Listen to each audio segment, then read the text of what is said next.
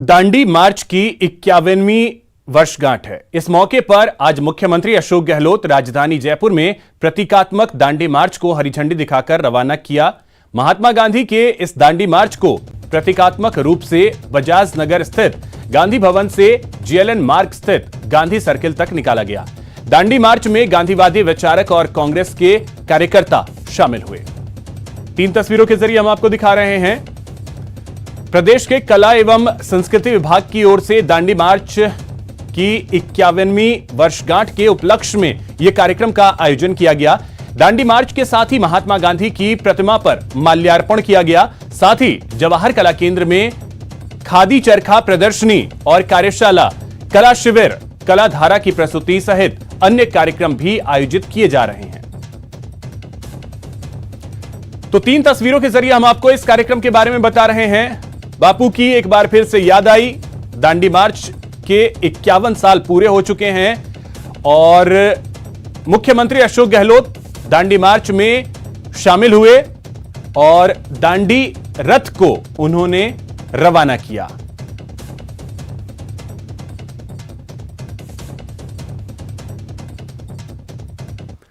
वहीं कार्यक्रम के दौरान अपने संबोधन में सीएम अशोक गहलोत ने केंद्र पर कई मुद्दों को लेकर जमकर निशाना साधा और लोकतंत्र को खतरे में बताया।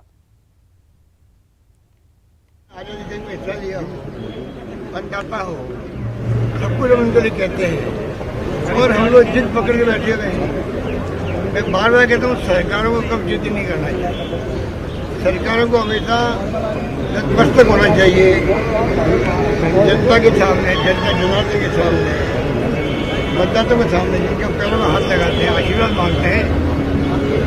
उनके कोई गलतफहमी हो गई है, मान लीजिए, क्या फर्क पड़ने वाला है। एक बार आप वापस ले लीजिए कानून को और 4-6 महीने में आप बुला के बात कर लीजिए किसानों से भी, राज्य सरकारों से भी, विपक्षी पार्टियों से भी। नया कानून लेके आ जाइए, कुछ नहीं करना है, सिर्फ ये फैसले करने की बात है। किसानों में नहीं है, आम लोगों के अंदर भी है कि सरकार ने क्यों इतना हद कर रखा है। सरकारें कभी भी जिद नहीं करती है, हद नहीं करती है, पब्लिक कर सकती है। हमारा काम है कुछ संदेश करना, मनाना, उसको कन्विंस करना या कन्विंस होना। मैं समझता हूँ कि इस खेल के, इसकी पूरे जो बड़ा मुद्दा है उसके अंदर 4 महीने से ठंड में बैठे रहे लोग, क्या बीती होगी। छोटे बच्चे थे, बुजुर्ग थे, महिलाएं थी, 200 से अधिक लोग मारे गए हैं। क्या बीती होगी परिवारों को। मुझे बहुत दुख है। मुझे उम्मीद है कि आज के दिन दांडी मार्च के उपलक्ष्य में नरेंद्र मोदी जी खुद भी साबरमती आश्रम से इसको रवाना कर रहे हैं। मुझे उम्मीद है कि आज शाम तक उनको निरंतर मन के अंदर गांधी जी का संदेश उनको झकझोरेगा। हो सकता है शाम तक कोई फैसला करे तो मुझे बहुत खुशी है। डेमोक्रेसी को ढूंढना पड़ रहा है, खतरे हैं डेमोक्रेसी के सामने। सारी एजेंसियां काबू में आ गई है सरकार के। जो सारी संस्थाएं हैं, चाहे जुडिशरी हो, चाहे इलेक्शन कमीशन ऑफ इंडिया हो, चाहे सीबीआई हो, इनकम टैक्स हो या ईडी हो, जो शिकंजा कसा हुआ है एक्टिविस्ट को, पत्रकारों को, एनजीओ को आप देशद्रोही करार दे रहे हो। सरकार से असहमत है कोई, वो देशद्रोही है। आलोचना करें तो सरकार की, वो देशद्रोही है। पूरी दुनिया के मुल्कों में इतनी भयंकर बदनामी हो रही देश को। आप मीडिया वाले अगर इंटरनेट में देखते होंगे, अमेरिका क्या कह रहा है, दुनिया के यूरोपियन मुल्क क्या कह रहे हैं, आपकी आंखें खुल जाए। मोदी जी पूरी दुनिया में घूम घूम करके खूब प्रचार कर लिए। अब स्थिति उल्टी हो गई है। तो मैं समझता हूँ विदेश मंत्रालय, विदेश मंत्री, प्रधानमंत्री जी को दुनिया के मुल्कों में क्या प्रतिक्रिया हो रही है किसान आंदोलन को लेकर के, क्या कहा जा रहा है डेमोक्रेसी के बारे में, इसके बारे में विदेश मंत्रालय और विदेश मंत्री, मैं उम्मीद करता हूं कि सही सलाह देंगे प्रधानमंत्री जी को। वहीं मुख्यमंत्री अशोक गहलोत इस दांडी रथ यात्रा में पैदल चलकर गांधी सर्किल पहुंचे और इस मौके पर संबोधित किया। इस दौरान उन्होंने आजादी की लड़ाई में महात्मा गांधी की भूमिका को याद किया। इसके साथ ही उन्होंने किसान आंदोलन को लेकर केंद्र पर जमकर हमला भी बोला।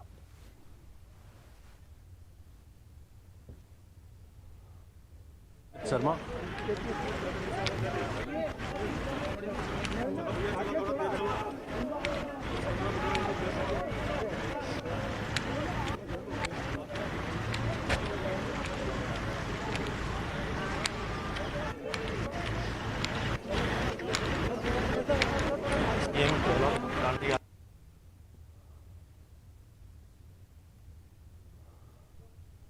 ये कोई राजनीतिक बात में नहीं खड़ा होके बोल रहा हूँ, ये हकीकत है। दुनिया भर में जब मोदी जी गए थे पहले प्रधानमंत्री बनते ही, तो अमेरिका में भी और इंग्लैंड में सब जगह अच्छे स्वागत थे। तब भी मैंने कहा मोदी जी अच्छी बात, ये आपके माध्यम से पूरे देश का मान सम्मान बढ़ा है। परंतु आजादी का जंग, लोकतंत्र की स्थापना, वोटों का राज और उसको काम रखा, देश को एक रखा, अखंड रखा और कितने सारी उपलब्धियां जो है देश के सामने, उसके कारण से हिंदुस्तान आज साइंस में, टेक्नोलॉजी में, एटॉमिक एनर्जी में सब जगह आप आज सिरमौर बन गए दुनिया में। इसलिए प्रधानमंत्री कोई जाएगा तो उसका मान सम्मान होना स्वाभाविक है और वो सम्मान होता है। कृपा करके अभी तक आपका जो 6 साल का शासन है उसमें क्या हुआ क्या नहीं हुआ उसको भूल जाओ, देश भूल जाएगा। पर आज किसान बैठा हुआ है 4 महीने से, बड़ी ठंड में बैठा रहा, 200 से अधिक लोग मारे गए हैं। तो ये जो सोच है सरकार की उसको बदलना चाहिए। सरकारें कभी जिद नहीं करती। ये जो हालात कर रखे हैं देश के अंदर, धर्म के नाम पर, जाति के नाम पर, वर्ग के नाम पर, अभी तो हिंदू मुसलमान की बात हो रही है। जब हिंदू मुसलमान का इनका एजेंडा खत्म हो जाएगा, हिंदू में फिर होगा ये दलित है, ये जनरल कास्ट के हैं, ओबीसी के, उनमें लड़ाई करवाएंगे। ये जो हालात बने हैं इसमें बहुत खतरनाक मामला है और बहुत चिंताजनक स्थिति है। अगर सद्बुद्धि आ जाए सरकार के अंदर तो देश हित में होगा। सरकार तो सरकार है, एक बार आपको चुन दिया है, अब आप वास्तव में 56 इंच का सीना दिखाओ। अभी तक तो खाली कहा है, अब करके दिखाओ कि 6-7 साल तो हम जल्दी जल्दी में फैसले कर लिए। अब जो है हम चाहेंगे कि सभी जाति, सभी धर्म, सभी वर्गों को लेकर साथ चलें। और अंत में कहना चाहूंगा कि अगर ये हिंदुओं में जो भेदभाव है, मानवता में कलंक है कि आज भी छुआछूत है, गांव गांव आज भी अलग बैठाया जाता है जगराज के तरीकों को। उनकी जिंदगी में, उनके परिवार में क्या बीतती होगी, ये नरेंद्र मोदी जी को, मोहन भागवत जी को, उन तमाम संघ परिवार की जितनी संगठन है, 100-150 बन चुके हैं उनके संगठन, बहुत बड़ा फैलाव हो चुका है, मालूम है। उन सबको बताओ कि ये मानवता का कलंक जो है, अगर वास्तव में हिंदुत्व की बात करते हो तो आप ईमानदारी से आगे आके कहो, हमारा अभियान पूरे साल भर चलेगा, छुआछूत मिटा के रहेंगे, मानवता में कलंक मिटा के रहेंगे। वहीं कोरोना रोकथाम और वैक्सीनेशन को लेकर राजस्थान सबसे आगे है। मुख्यमंत्री अशोक गहलोत ने कहा कि खतरा अभी भी टला नहीं है और सावधानी अभी भी जरूरी है। लापरवाही काम की नहीं है। और महाराष्ट्र में अगर नागपुर में लग गया लॉकडाउन, महाराष्ट्र के 5-6 शहरों में लॉकडाउन लग चुका है। पूरे महाराष्ट्र में 7 दिन में 70,000 नए पेशेंट आ चुके हैं। संख्या रास्ता नहीं बढ़ी है, 100 से 200-250 तक आ गई है। मैं चाहूंगा कि लोगों को चाहिए कृपा करके, जब जंग जीती हमने, कोरोना की जंग जीती राजस्थान ने, तो कहीं हम जंग जीती हुई हार नहीं जाए। इस लिहाज से सबको प्रिकॉशन रखना चाहिए। सरकार ने छूट दी है, लोगों पर विश्वास करके। अगर उसके बावजूद लापरवाही हुई तो सख्ती के कदम भी उठाए जा सकते हैं। कल तक जो है, कल तक के आंकड़े में 25% के पार हम आ चुके हैं। 25 लाख वैक्सीन हो चुका है। देश में सबसे प्रथम हम लोग हैं। फिर भी वैक्सीन हमें मिल नहीं रही थी। मुझे वहाँ नीति आयोग में बात करना पड़ा। मिस्टर पॉल थे, हमारे चीफ सेक्रेटरी ने बात करी वहाँ के अधिकारियों से, हेल्थ मंत्रालय में। हमारे स्वास्थ्य मंत्री ने बात करी स्वास्थ्य मंत्री भारत सरकार से। और अब जाके परसों इतना करने के बाद में वैक्सीन आने लगी है। पर फिर भी हमारे विपक्षी साथी, जिनके लिए हम हमेशा कहते हैं कि हमें विपक्षी साथियों का, पार्टियों का, धर्म गुरुओं का, सामाजिक संगठनों का, सबका सहयोग मिला। हम तो एक तरफा सबको लेके साथ लेके चलना चाहते हैं और फिर भी कुछ लोग आलोचना करने से बाहर नहीं आते हैं। कोरोना में कोई आलोचना होनी नहीं चाहिए। अगर हमने मांग कही थी वैक्सीन की उनसे, इसलिए कही थी कि हमारा मंगलवार के बाद में वैक्सीनेशन प्रोग्राम बंद होने वाला था। CSC PHC बंद हो चुका था फर्स्ट डोज लगाना। तो हमने सही बात की सही समय पर। फिर भी हमारे कुछ बड़े बोले नेता ऐसे हैं राजस्थान के अंदर विपक्ष में, उनको कोई कमेंट करना होता है। जनता सब समझती है। देश 15 अगस्त 2022 को अपनी आजादी के 75 साल पूरे करने जा रहा है। स्वतंत्रता के 75 साल पूरे होने के उपलक्ष्य में आजादी का अमृत महोत्सव कार्यक्रम मनाया जा रहा है। वहीं आज ही के दिन दांडी यात्रा के 91 साल पूरे होने पर प्रदेश में जगह जगह अमृत महोत्सव मनाया जा रहा है। दौसा, बाड़मेर, अजमेर की ये तस्वीरें आपके टीवी स्क्रीन पर है।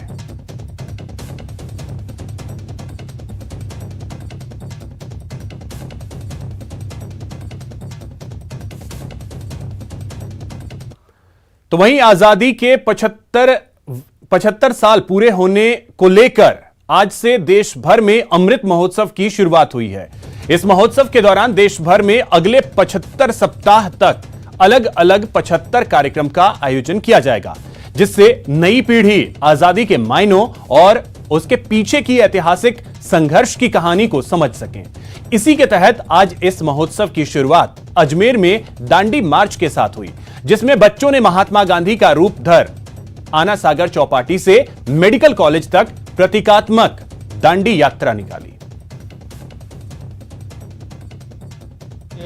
आज़ादी का अमृत महोत्सव 75वीं वर्षगांठ आज़ादी की, उससे 75 सप्ताह पहले आज के दिन से 12 मार्च से जो शुरुआत हो रही है इसकी आज़ादी का अमृत महोत्सव की, दांडी मार्च की भी एनिवर्सरी है। उसी के उपलक्ष्य में एक सिंबॉलिक दांडी यात्रा यहाँ से निकाली जा रही है। और 75वीं वर्षगांठ में 75 ऐसे समारोह लगातार 75 सप्ताह तक चलते रहेंगे, जिसमें आज़ादी का अमृत महोत्सव लगातार मनाया जाएगा। दांडी मार्च का 91वां वर्ष है। वो पूरे देश के अंदर अमृत महोत्सव मनाया जा रहा है और ये प्रतीकात्मक दांडी मार्च की यात्रा यहाँ भी प्रारंभ होगी और यहाँ से हम जवाहरलाल नेहरू की मूर्ति तक जाएंगे, पंडित जी की, जवाहरलाल जी की, और वहाँ जाकर के हम संगोष्ठी है और ये कार्यक्रम पूरे साल चलेगा। अगले साल 15 अगस्त को आजादी के 75 साल पूरे हो रहे हैं। इस मौके को यादगार बनाने के लिए देश में अभी से आजादी का अमृत महोत्सव शुरू हो रहा है। दांडी मार्च इसी महोत्सव का एक हिस्सा है। पीएम मोदी साबरमती आश्रम से दांडी यात्रा को हरी झंडी दिखाएंगे। इसके बाद पीएम दांडी पुल से प्रतीकात्मक दांडी यात्रा पर निकलेंगे। इस यात्रा में केंद्र और राज्य के कई मंत्री शामिल होंगे।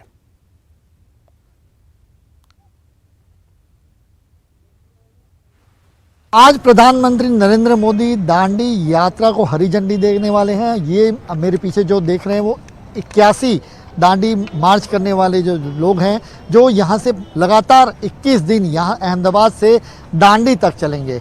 आइए उनसे बात करते हैं। 81 मार्चर हैं। सर, क्या नाम है आपका? अवधेश कुमार सिंह, जनपद देवरिया। अवधेश जी, यूपी से आप यहाँ पर आए, दांडी यात्रा में हिस्सा ले रहे हैं, क्या कहेंगे? सर, हमको बहुत खुशी है कि 75 वर्ष पर आज़ादी के बाद यह दांडी यात्रा हो रही है साबरमती से दांडी तक। हम बहुत गर्वान्वित हैं और गर्वान्वित होकर इस पर पूरा जोर शोर से हम लोग चलेंगे। अगले 21 दिन चलेंगे आप? हाँ बिल्कुल, पूरा का पूरा दांडी। हाँ। क्या कहेंगे, आपकी फीलिंग? लेकिन बड़ा गौरवान्वित महसूस हो रहा है। एमपी मध्य प्रदेश से है, माननीय संस्कृति पर्यटन मंत्री है पहला जी, उनका क्षेत्र है, वहाँ से हम लोग शामिल हो रहे हैं अपनी सभी साथियों से, बड़ा गौरवान्वित महसूस कर रहे हैं। आप कहाँ से आए सर? मैं भी एमपी से हूँ, सागर जिले से। ये तो मेरा सौभाग्य है कि मुझे इस यात्रा में सम्मिलित होने का अवसर मिला।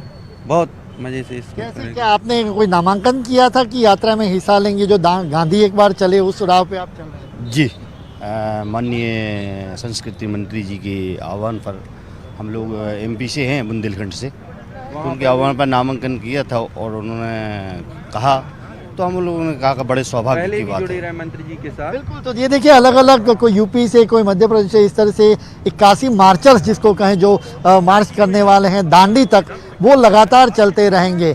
गांधी ने जब अहमदाबाद से दांडी यात्रा शुरू की थी तब 78 + 1 यानी 69, गांधी खुद अगर मिला ले तो 79 लोग थे और 79 लोगों ने यहाँ से दांडी से शुरुआत की थी। 78 आश्रमवासी थे और अब 81 लोग होंगे, वो लगातार अलग अलग ज़िलों में चलेंगे। असलाली तक का दौर रहेगा, असलाली में रात को रुकेंगे, फिर दूसरा ज़िला लगेगा, वहाँ दूसरा ज़िला प्रशासन इन तमाम यात्रियों की दरकार करेगा, उनको रहने खाने पीने की व्यवस्था होगी। और देखिए भारत माता के नारों के साथ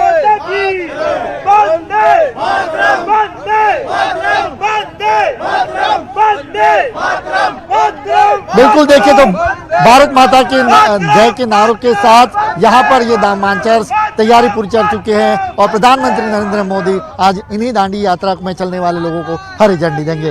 कैमरामैन कुमार सिंह के साथ जनक दवे, न्यूज़ 18 इंडिया, अहमदाबाद। के बाद आपका स्वागत है। जोधपुर से एक बड़ी खबर आपको बता दें, यहां पर रेजिडेंट डॉक्टरों की हड़ताल आज से अनिश्चितकालीन शुरू हो गई है।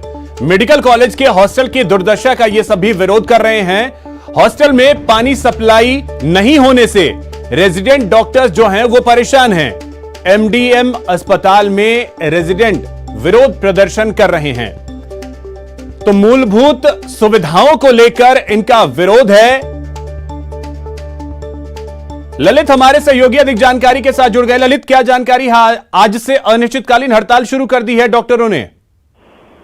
बिल्कुल अभिषेक, एक पानी की समस्या और हॉस्टल की बहाली को लेकर ये अनिश्चितकालीन हड़ताल शुरू हो चुकी है। इससे पहले 2 घंटे का कार्य बहिष्कार लगातार 2 दिन से किया गया, लेकिन कॉलेज प्रशासन की ओर जब कुछ सुनवाई नहीं हुई तब जाके आज से इन्होंने अनिश्चितकालीन हड़ताल शुरू कर दी है। सबसे हैरानी की बात यह है कि एक महज हॉस्टल में पानी की समस्या को लेकर ये हड़ताल शुरू हुई है, जो बहुत हैरानी वाली बात साफ तौर पर कही जा सकती है।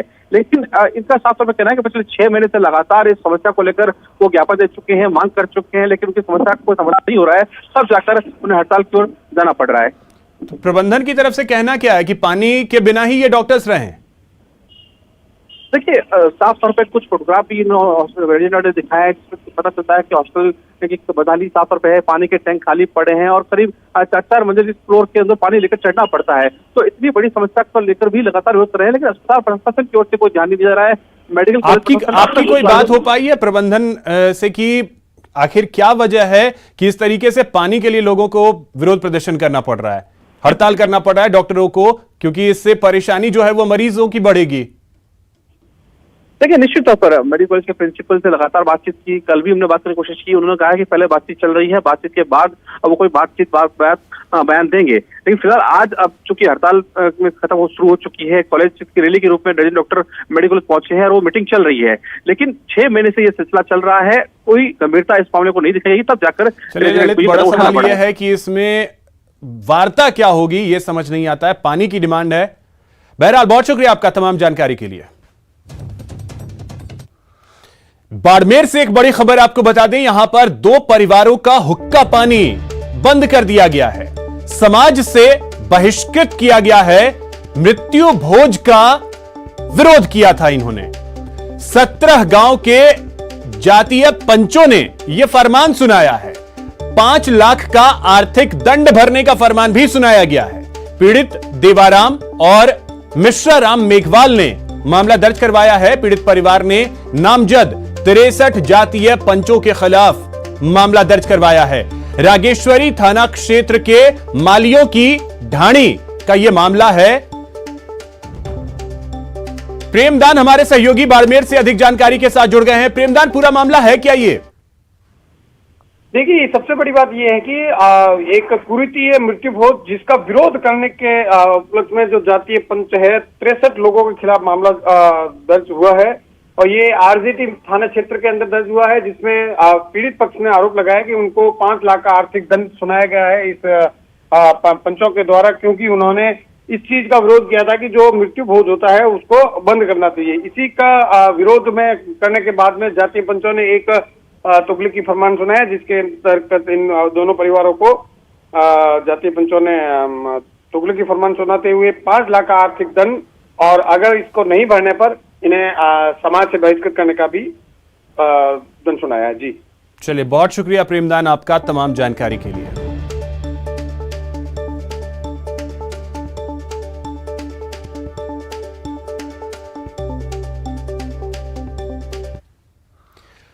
अब बात करते हैं मिलावटी जहर की, जो लोगों की जान पर भारी पड़ रहा है। महाशिवरात्रि के मौके पर मिलावटखोरों ने जमकर जहर बेचा। आपको पूरी खबर दिखाएंगे, लेकिन उससे पहले 2 तस्वीरों में जानलेवा मिठाई खाने वालों की हालत देख लीजिए। तस्वीरें डूंगरपुर और दौसा की हैं। और इसी बीच बड़ी खबर एक श्रीगंगानगर से है, जहां पर फूड पॉइजनिंग से 5 लोग बीमार हो गए हैं। फूड पॉइजनिंग की वजह से एक शख्स की मौत भी हुई है। इन सभी बीमार लोगों को बीकानेर रेफर कर दिया गया है। एफएसएल ने खाने पीने के जो सामान थे उसके सैंपल ले लिए हैं। रावला मंडी के 17 आरजेडी का यह मामला है। तो श्रीगंगानगर से यह बड़ी खबर है, जहां पर फूड पॉइजनिंग की वजह से 5 लोगों की तबीयत अचानक खराब हो गई। बड़ी खबर यह है कि फूड पॉइजनिंग की वजह से एक शख्स की मौत भी हुई है। बीमार लोगों को बीकानेर रेफर कर दिया गया है और एफएसएल की टीम ने खाने पीने के सैंपल्स जो हैं वो इकट्ठा कर लिए हैं। रावला मंडी के 17 आरजेडी का यह मामला है। अशोक हमारे सहयोगी अधिक जानकारी के साथ जुड़ गए। अशोक, क्या जानकारी है मामले को लेकर?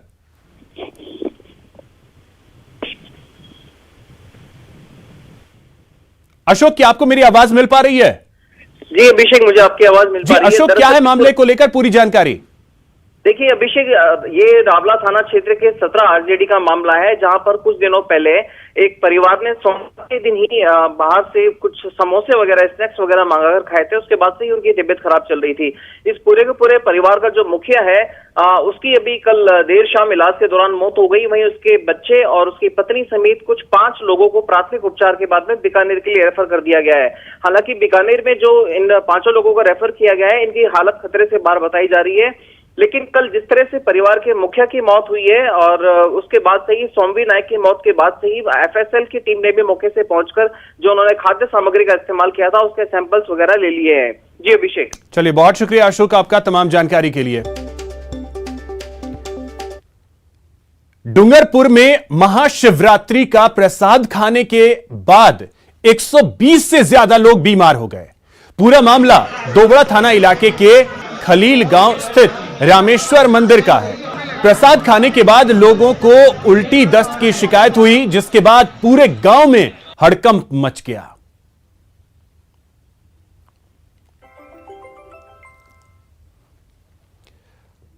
वहीं दौसा के बांदीकुई में भी फूड पॉइजनिंग की वजह से 9 लोग बीमार हो गए। उल्टी दस्त की शिकायत के बाद सभी को अस्पताल में भर्ती करवाया गया है। बताया जा रहा है कि 2 परिवारों के लोगों ने अंग्रेजी बाजार की मिठाई की दुकान से गाजर का हलवा खरीदा था, जिसे खाने के बाद 9 लोगों की तबीयत बिगड़ गई। जांच के लिए जानलेवा हलवा सुरक्षित रखा गया है और उसके सैंपल की जांच की जाएगी।